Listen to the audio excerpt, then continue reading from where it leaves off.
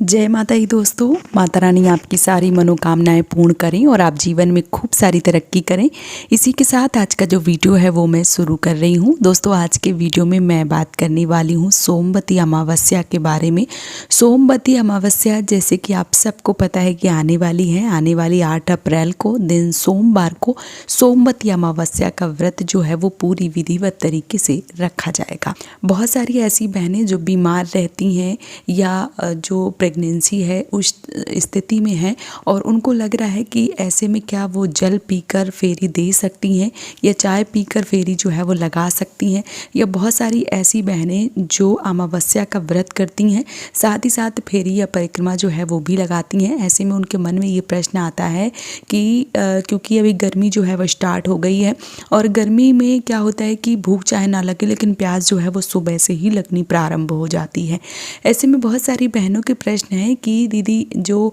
सोमवती अमावस्या है उसमें क्या हम जल पीकर या चाय पीकर फेरी परिक्रमा दे सकते हैं या नहीं दे सकते हैं, क्या करना चाहिए, किस प्रकार से करना चाहिए। तो आज के वीडियो में मैं संपूर्ण जानकारी आप सबके साथ शेयर करने वाली हूँ ताकि आप आने वाली सोमवती अमावस्या में सही तरीके से फेरी जो है वो लगा पाएँ। तो जैसे कि मैंने बता दिया है कि 8 अप्रैल को दिन सोमवार को सोमवती अमावस्या जो है वो मनाई जाएगी। क्योंकि ये सोमवार को पड़ रही है इसलिए इसे सोमवती अमावस्या के नाम से जाना जाएगा। बात करूं चाय या पानी पीकर फेरी जो है वो लगाना चाहिए या नहीं लगाना चाहिए, तो देखिए अगर आपकी स्थिति जो है वो इस टाइप की नहीं है कि आप फेरी परिक्रमा जो है वो लगा पाएँ, लेकिन आप शुरू से लगाती चली आ रही हैं और आपको ऐसा लगता है कि आप नहीं छोड़ सकती हैं, आप फेरी या परिक्रमा जो है वो लगाना ही चाहती हैं, लेकिन जो शरीर है वो आपका साथ नहीं दे रहा है, तो आपको ऐसे में जो जल है या जो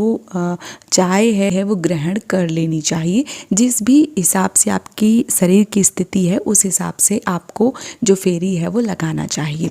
अगर आप दवाई वगैरह बहुत ज़्यादा लेती हैं और बहुत सारी ऐसी बहनें हैं जो बुज़ुर्ग हो गई हैं, उनकी अवस्था जो है वो अभी व्रत करने की नहीं है, फिर भी वो व्रत करती हैं, फेरी परिक्रमा जो है वो लगाती हैं, तो ऐसी माताओं बहनों से मेरा विनम्र निवेदन है कि अगर शरीर की स्थिति इस प्रकार से नहीं है कि आप फेरी लगा पाएँ तो आप हाँ जल या चाय या जो भी आप पीना चाहती हैं जूस वगैरह वो पी के आप स्नान करके जो फेरी है वो लगा सकती हैं। अब यहाँ पे स्नान जो है वो मैंने बाद का बोला है तो आप लोग सोचोगे कि क्या पहले स्नान नहीं करना है, तो बिल्कुल आपको स्नान जो है वो पहले भी करना है। जैसे आप सुबह आप नित्य कर्मों से जो निवृत्त है वो होने के बाद आप जो स्नान है वो करती हैं तो उसी प्रकार से आप साफ़ सुथरा होंगी, स्नान करेंगी। स्नान करने के बाद ही आप जल या चाय या जूस या नारियल पानी या चाय जो है वो लेके और अपनी दवाई जो है वो लेके और जो फेरी परिक्रमा है वो लगा सकती हैं। वहीं पे अगर मैं बात करूं गर्भावस्था के दौरान बहुत सारी ऐसी माताएं बहनें जो प्रेगनेंसी से गुजर रही हैं, जो इस समय गर्भावस्था में हैं और वो नियमित रूप से पूजा पाठ करती चली आ रही हैं, इस बार ऐसी अवस्था पड़ गई है कि वो बिना जल के या बिना चाय के फेरी परिक्रमा जो है वो नहीं लगा पा रही हैं, तो उनसे भी मेरा विनम्र निवेदन है कि आप मान लीजिए कि फेरी तो आपको लगाना नहीं है, क्योंकि जब हम प्रेगनेंसी में होते हैं या जो बच्चा जो है वो हमारे पेट में होता है तो हमें अपना साथ ही साथ जो मासूम जान होती है उसका भी ख्याल रखने के लिए हमें जल या जूस जो है वो ले लेना चाहिए। ऐसे ही क्योंकि जो बीमार हैं, जो वृद्ध हैं या जो प्रेगनेंसी के दौरान हैं, ऐसे लोगों को हर जगह पे छूट जो है वो दी जाती है। तो अगर आप प्रेगनेंसी में हैं और मान लीजिए आप परिक्रमा या फेरी लगाती रही हैं शुरू से, तो आप पूजा करेंगी, आप तुलसी माता की विधिवत पूजा करेंगे, क्योंकि पीपल के वृक्ष के पास तो आपको जाना नहीं है, आप तुलसी की विधिवत पूजा करेंगे। और मेरा यही कहना है कि आप तुलसी की परिक्रमा या फेरी है जो वो बिल्कुल भी ना लगावें, क्योंकि ऐसी अवस्था में अगर आप फेरी या परिक्रमा देती हैं तो बड़े बुजुर्ग बोलते हैं कि जब पेट में बच्चा होता है तो 1 से 2 लोग हो जाते हैं, ऐसे में फेरी परिक्रमा नहीं लगाना चाहिए। साथ ही साथ मैं अपना एक रीज़न बता दूं आपको कि अगर आप फेरी या परिक्रमा जो है वो देते हैं, ऐसा नहीं है कि मतलब प्रमाणित कर दिया गया कि आप नहीं लगा सकते हैं, ऐसा कुछ नहीं है। अगर आप फेरी या परिक्रमा देते हैं और बाई चांस आपको चक्कर वगैरह आ गया तो फिर आपके साथ जो आपका बच्चा है जिसने दुनिया देखी भी नहीं है उसको भी समस्याएं जो हैं वो उत्पन्न हो सकती हैं, इसलिए फेरी और परिक्रमा जो हैं वो लेने की मनाही की गई है। तो आप माता तुलसी की विधिवत रूप से पूजा कर सकती हैं, आप दिया जला सकती हैं, आप जो भी श्रृंगार की चीज़ें हैं वो चढ़ा सकती हैं, आप सब कुछ कर सकती हैं, पर यही है कि आप फेरी या परिक्रमा जो है वो ना लगावें। हाँ, अगर आप सुबह जल या जूस या चाय लेके फेरी परिक्रमा देना चाहती हैं तो आप ऐसा कर सकती हैं। वैसे नियम ये कहता है कि सोमवती अमावस्या में जो फेरी है या जो परिक्रमा है वो बासी मुँह ही लगाना चाहिए, और उन लोगों के लिए खास करके जो एकदम से चंगी बली हैं, जिनको कोई दिक्कत कोई परेशानी नहीं है, ऐसे लोगों को बासी मुँह ही परिक्रमा या फेरी जो है वो लगाना चाहिए। लेकिन जो प्रेगनेंसी में है या जो व्रत हैं या जो बीमार हैं, ऐसे लोग जो जल है या जो चाय वगैरह है वो लेके और स्नान जो है वो ज़रूर करना चाहिए, क्योंकि हमारे यहाँ बोला जाता है कि वस्त्र जूठे हो जाते हैं या शरीर जूठा हो जाता है, तो स्नान जो है वो करना चाहिए। भले ही आप चाय या जल जो भी ले रही हैं तो एक बार फिर से स्नान करके और फिर आप पूजा पाठ जो है वो करें। ध्यान रखें, पहले ही आपको स्नान करना है और जल या चाय लेने के बाद जो स्नान है वो आपको ज़रूर करना है।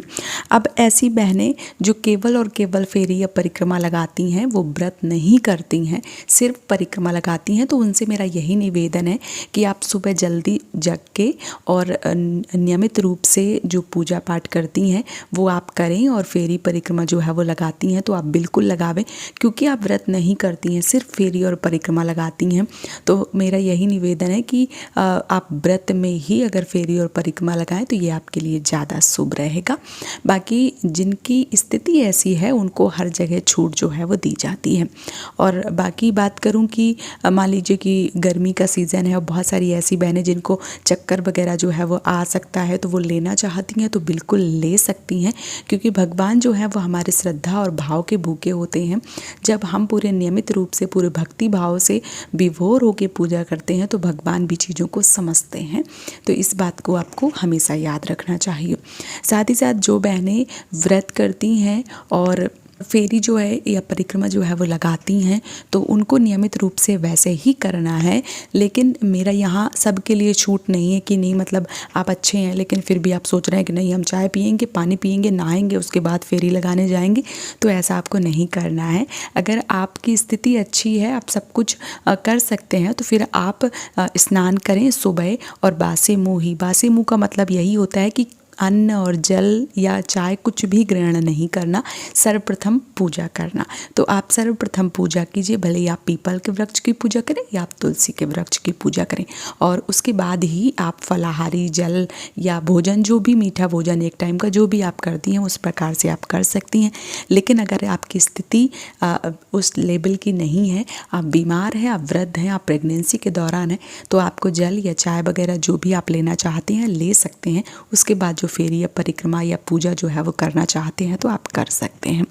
तो उम्मीद करती हूँ कि आपके मन में जो भी प्रश्न चल रहे थे वो क्लियर हो गए होंगे और आपको वीडियो पसंद आया होगा। वीडियो अगर पसंद आया तो आप मुझे सपोर्ट ज़रूर कीजिए इस चैनल को सब्सक्राइब करके। आज का वीडियो यहीं पे समाप्त कर रही हूँ दोस्तों। जय माता दी।